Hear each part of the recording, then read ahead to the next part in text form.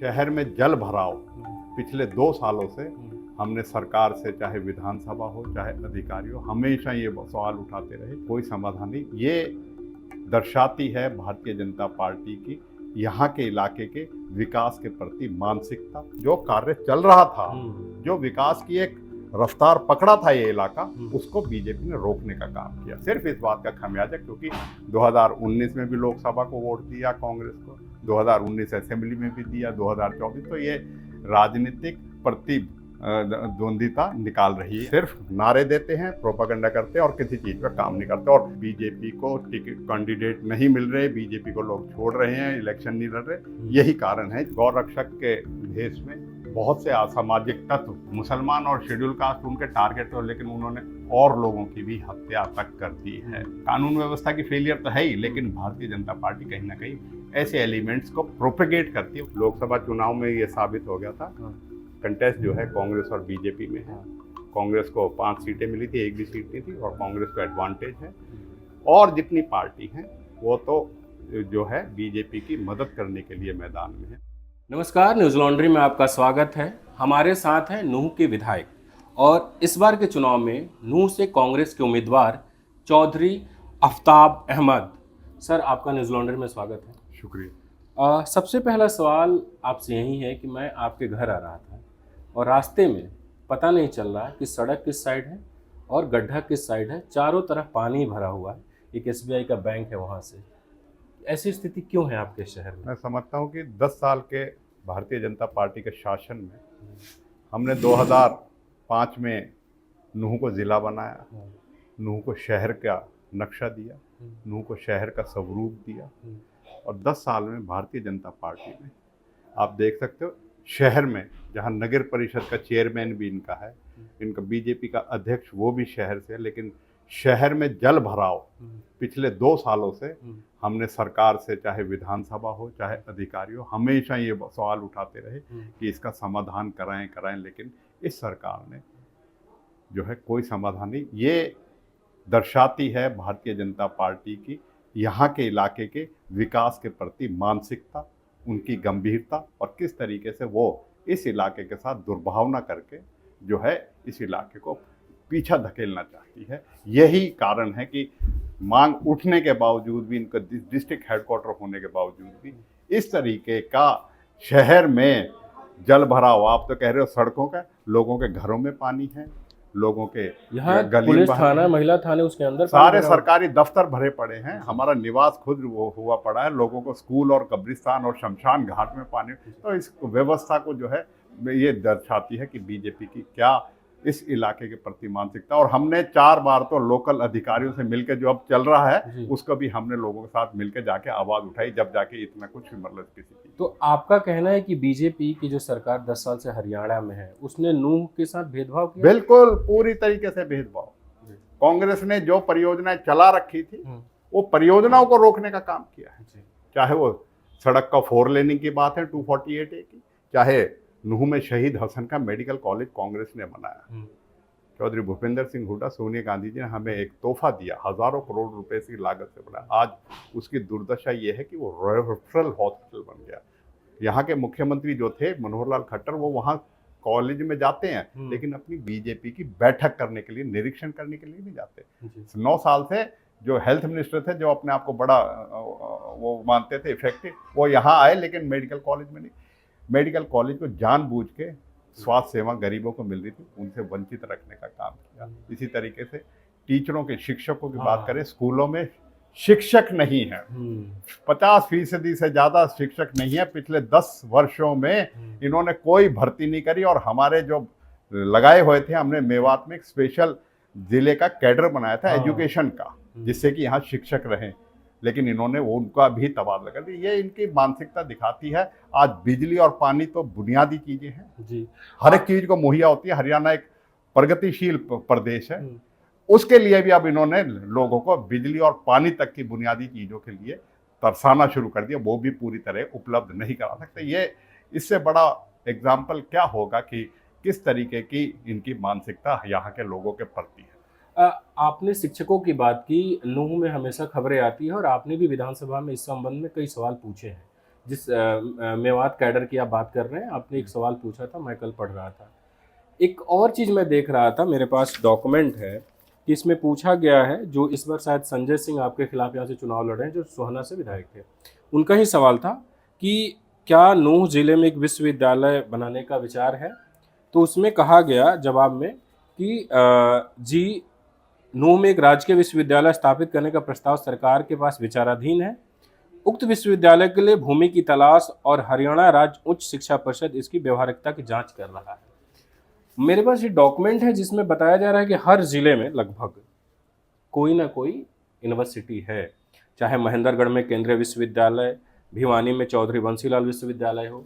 नूंह को जिला बने 2005 में बना, 2003 या 5 में, लेकिन आज तक एक विश्वविद्यालय नहीं बन पाया, जगह ही नहीं मिल रही, जबकि मैं देख रहा हूँ काफी खाली जगह पड़ी हुई है यहाँ। नहीं, इनकी नीयत में फर्क है जी। 2014 में हमारी कांग्रेस की सरकार ने एक फैसला किया था, नगीना में महर्षि दयानंद यूनिवर्सिटी का रीजनल सेंटर सेटअप करने का किया था। इन्होंने वो स्क्रैप कर दिया और 10 साल में इन्हें भूमि नहीं मिली। इनकी नीयत नहीं है, भूमि बहुत है जी, बहुत है, और एग्जिस्टिंग में यूनिवर्सिटी हो सकती है, ऐसे ऐसे विश्वविद्यालय हैं, ऐसे ऐसे कॉलेजेस हैं। मैं तो समझता हूँ ये सरकार ने शिक्षा के नाम पे पूरे प्रदेश में तो धोखा किया ही किया है, हमारे इलाके में तो और भी ज़्यादा बुरा हाल है। जब स्कूल में, बुनियादी स्कूल में टीचर नहीं है, कॉलेजों में जो है हमने जो कॉलेज बना दिए उनमें शिक्षक नहीं है, पॉलिटेक्निक और ITI में पूरी तरीके से स्टाफ नहीं है।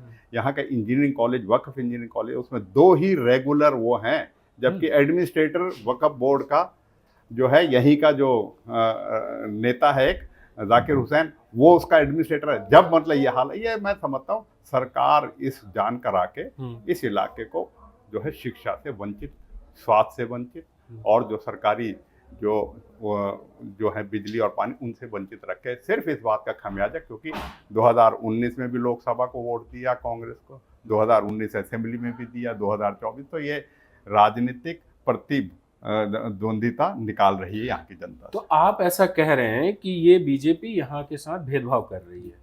आप जिस परिवार से ताल्लुक़ रखते हैं, या आपने अभी एक जिक्र किया जाकिर हुसैन का, जो अभी बीजेपी में, उनके बेटे आपके खिलाफ लड़ रहे हैं इनेलो से, जो अभी तक की मेरी जानकारी है। 2 ही परिवार का लगभग यहाँ की राजनीति में एक तरीके से दबदबा रहा। क्या ये बीजेपी 10 साल में सब कुछ गड़बड़ कर दी है? क्योंकि मेवात के बारे में जब भी हम सुनते हैं तो यही कहा जाता है कि सबसे पिछड़ा हुआ जिला है, शिक्षा के मामले में, रोजगार के मामले में। ये 10 साल में ही सब गड़बड़ हो गया? नहीं, मैं आपके बीच में कहना चाहता हूँ, 2005 से 14 तक, उससे पहले भी जो सरकारें रही वो भी कोई माफिक नहीं रही, चाहे चौधरी बंसीलाल की थी, चाहे चौटाला साहब की थी। सिर्फ 9 साल में विकास जो है यहाँ देखने को मिला, कांग्रेस की सरकार ने दिया। शिक्षक दिए, शिक्षा के लिए कैडर दिया, पीने के लिए रेन्यूएबल परियोजना दी, शहीद हसन का मेडिकल कॉलेज दिया, सबसे बड़ी ITI यहाँ स्थापित करी, पॉलिटेक्निक कॉलेजेस दिए, डाइट और बाइट JBT टीचरों के लिए वो दिए, वक्फ इंजीनियरिंग कॉलेज दिया, 4 लेनिंग किया सड़कों का। तो मैं समझता हूँ जो कार्य चल रहा था, जो विकास की एक रफ्तार पकड़ा था ये इलाका, उसको बीजेपी ने रोकने का काम किया। हमने यूनानी मेडिकल कॉलेज और दे दिया था, 10 साल में उसका कोई काम नहीं हुआ। हमने ड्राइविंग ट्रेनिंग स्कूल सैंक्शन कर दिया था, मैं ट्रांसपोर्ट मिनिस्टर था कुछ महीनों के लिए, तो वो भी शुरू कर, वो भी आज तक एक ही। तो इन्होंने तो जान करा के कोटला जो है जो परियोजना है, जो है झील की परियोजना, उसको रोकने काम किया। मेवात कैनाल की तो कोई बात ही नहीं सिंचाई के लिए। तो इन्होंने जो है काम करने में बस सिर्फ नारे देते हैं, प्रोपागेंडा करते हैं और किसी चीज़ पर काम नहीं करते। और जब आप समझते हो जब किसी चीज़ को रोक दिया जाता है तो उससे फिर सारे इलाके को उसमें करना पड़ता है। और सिर्फ इस बात का ढकोसला किया आकांक्षावान जिला, एस्पिरेशनल डिस्ट्रिक्ट, लेकिन उसके लिए ना बजट, ना कोई कार्य योजना, ना कुछ। अधिकारियों का मतलब जो है अपनी एक जो है स्टैंडर्ड प्रोसीजर बना के और उसको कर देते हैं, जिससे, लेकिन मैं समझता हूँ आम जनमानस को कोई फायदा नहीं हुआ। और इस चुनाव में यही बहुत बड़ा मुद्दा, बीजेपी को टिकट कैंडिडेट नहीं मिल रहे, बीजेपी को लोग छोड़ रहे हैं, इलेक्शन नहीं लड़ रहे, यही कारण है कि जनता की सपोर्ट नहीं। एक चीज़ मैं पूछना चाह रहा हूँ, ठीक है, आपने तो कह दिया कि बीजेपी ने 10 साल में सब कुछ बिगाड़ दिया, यहाँ से भेदभाव किया। एक चीज़, गो तस्कर और गो रक्षकों का नूंह और मेवात में काफ़ी हम सुनते हैं, एक बहुत बड़ा दंगा भी हो गया बीते साल। अगर आप जैसे दावा कर रहे हैं कि बीजेपी को इसका नतीजा भुगतना पड़ेगा, आपकी सरकार बनती है, जैसे आप दावा करें कि लोग टिकट नहीं ले पा रहे हैं, तो इस परेशानी से मेवात को कैसे बचाने नहीं, में क्या मैं उपाय समझता हूँ करेंगे? गौ रक्षक के भेष में बहुत से असामाजिक तत्व हम्म, जो है कानून व्यवस्था संविधान को ना मान के, हम्म, और मैं नहीं समझता, हम्म, हो सकता है मुसलमान और शेड्यूल कास्ट उनके टारगेट हो, लेकिन उन्होंने और लोगों की भी हत्या तक कर दी है। और यही नहीं, फरीदाबाद में भी ये होता है, जी। दादरी में ये जी, होता जी। है। तो मैं समझता हूँ कि ये चीज़ें जो है सिर्फ कानून व्यवस्था की फेलियर तो है ही, लेकिन भारतीय जनता पार्टी कहीं ना कहीं ऐसे एलिमेंट्स को प्रोपेगेट करती है। उनके मन में डर नहीं है, लॉ ऑफ लैंड की परवाह नहीं करते, और इसी वजह से यहाँ जो है समन्वय 31 जुलाई को जो बिगड़ा वो इन्हीं बातों से लेके, ये असंतोष, चैलेंजबाजी और सरकार को आगाह करने के बाद भी ये हालत हो सकते हैं। लेकिन सरकार ने कोई आवश्यक कदम नहीं उठाए और स्थिति को जानबूझ के जो है इस इलाके को जो है इस तरीके की अराजकता में धकेल दिया। सर, हमारे एक साथी ने रिपोर्ट किया था मेवात इलाके में कि पुलिस और गोरक्षकों की मिलीभगत है। आपकी सरकार बनती है तो आप कैसे इसको ठीक नहीं, हम करेंगे? साथ चाहते हैं जो है कानून व्यवस्था कायम हो, जी, सब अपने जो जिम्मेवारी जिसकी है जी, वो करें। किसी को अगर ऐतराज है तो पुलिस प्रशासन से करे, अपने आप में इतनी बड़ी एक्स्ट्रा जो है कॉन्स्टिट्यूशनल अथॉरिटी ना बने जिससे कि कानून की परवाह ना करे, लोगों की जान तक ले लेते हैं, लोगों की ऊपर गोलियां चलाते हैं, लोगों के घरों में घुस जाते हैं। तो ऐसी मतलब व्यवस्था जो है बिल्कुल कतई कानून व्यवस्था सुचारू रूप से चले, ऐसी उसकी कोई इस गुंजाइश नहीं है कि इस तरह के। आखिरी 2 सवाल है मेरे आपसे। आखिरी 2 सवाल है। एक कि इस चुनाव में जो अभी 5 तारीख को होने हैं, आप किससे अपनी लड़ाई देख रहे हैं? क्योंकि एक जो इनेलो से कैंडिडेट है, उनका नाम है ताहिर, उनके पिताजी बीजेपी में है, और दूसरी तरफ बीजेपी ने संजय सिंह को कैंडिडेट बनाया। आपकी लड़ाई किससे है? मैं समझता हूँ कि हरियाणा में पूरे में लोकसभा चुनाव में ये साबित हो गया था, हाँ, कंटेस्ट जो है कांग्रेस और बीजेपी में है। हाँ, कांग्रेस को 5 सीटें मिली थी, एक भी सीट नहीं थी, और कांग्रेस को एडवांटेज है। और जितनी पार्टी हैं वो तो जो है बीजेपी की मदद करने के लिए मैदान में है, उनका अपना कोई जनाधार नहीं है। वो जो है किसी न किसी रूप में बीजेपी को सपोर्ट करने के लिए है, और उसी के अनुरूप अपनी रणनीति और अपने जो है कैंडिडेट खड़ा करती है। मैं समझता हूँ कि कांग्रेस और बीजेपी का ही मुकाबला रहेगा। एक आखिरी सवाल, नूह और मेवात की पॉलिटिक्स में, खासकर नूह की बात करें, 2 परिवार का 1947 से एक तरीके से अपना वो रहा कब्जा कह सकते हैं। क्या आप लोग किसी और को मौका नहीं दे रहे हैं, या जनता ही आप लोगों को बहुत प्यार कर रही है? क्योंकि एक दूसरे साथी वो अलग अलग पार्टी बदलते हैं, चुनाव लड़ते हैं। देखो, ये चुनावी प्रक्रिया है, चुनाव से बन के आते हैं, कोई नॉमिनेशन नहीं है। तो जनता का साथ है, जनता के हम साथ हैं, तो इसीलिए, और हमने जो मौका बन पाया जनता की उम्मीदों और आशाओं को पूरा किया है, इसलिए हम समझते हैं कि जनता जिसको चुनती है उसी को वो करती है। और परिवारवाद और इस चीज़ का नहीं है, हम समझते हैं हम इस इलाके की विचारधारा के अनुरूप और इस इलाके की मान सम्मान और इस इलाके की जो ज़रूरत है उसके अनुरूप हम कांग्रेस पार्टी उनका ख्याल रखती है, और उसी अनुरूप हम लोगों को उनका हक दिलवाने के लिए, उनका विकास करने के लिए, और उस पे हम इस इलाके की तरक्की कर सके, ये हमारा एक जो है आपस में समन्वय है, जिसके वजह से हम यहाँ कांग्रेस को मजबूती प्रदान कर रहे हैं। दादरी में एक व्यक्ति ने कुछ खा रहे थे, जिसके कारण वो कलकत्ता के रहने वाले थे, उनकी हत्या हो गई। नूह में हमने दंगा देखा। मुस्लिम कम्युनिटी में एक डर का, भय का माहौल है, वो चाहे प्रवासी हो। जब नूह का दंगा हुआ था तो मैं हिसार गया था, प्रवासी लोग बिहार यूपी के रहने वाले मुसलमानों को भगा दिया गया था। आपकी सरकार बनती है, अगर कांग्रेस की सरकार बनती है, इस भय को आप कैसे दूर करने की कोशिश करेंगे? मैं समझता हूँ कि कांग्रेस का भय भ्रष्टाचार को भगाने का जो है नारा रहता है।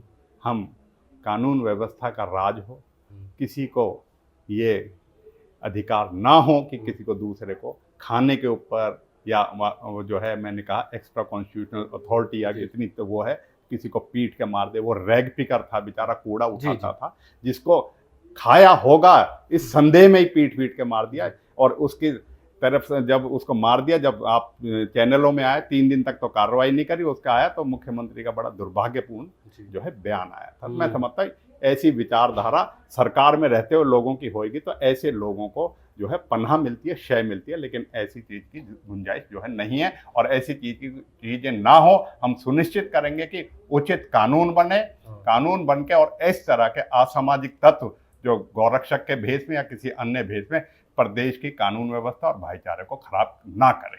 बहुत बहुत शुक्रिया सर हमसे बात करने के लिए। एक आखिरी सवाल आखिरी में कि कांग्रेस की क्या सरकार बनने जा रही है हरियाणा में, कितनी सीटों का अनुमान है आपको? आप जो है ये कह सकते हो कि 70+ सीटें जो है कांग्रेस की 90 में से जीतेगी और कांग्रेस बहुत अच्छे बहुमत से प्रदेश में एक नया जनादेश, एक नई विश्वास और एक नई उम्मीद और एक नई विकास की नीति के साथ इस प्रदेश को सरकार बनाने का मतलब जनता आशीर्वाद देगी। तो ये थे चौधरी आफ्ताब अहमद, जिनका दावा है कि 8 तारीख को जब नतीजे आएंगे तो हरियाणा में कांग्रेस 70+ सीट जीतेगी। इनका ये भी कहना है कि जो गोरक्षक के वेश में या जो किसी के खाने के नाम पे उनको मार देते हैं, उसको लेकर एक सख्त कानून बनेगा और प्रदेश में कांग्रेस की सरकार बनेगी। नूह से newslaundry.com के लिए बसंत कुमार की report. This election season, your right to choose puts you at the heart of it again. We'd like to be your eyes and ears. Choose the journalism and media that serves democracy and you. Simply head on to newslaundry.com/subscription and pick up the TNMNL joint subscription of your choice today.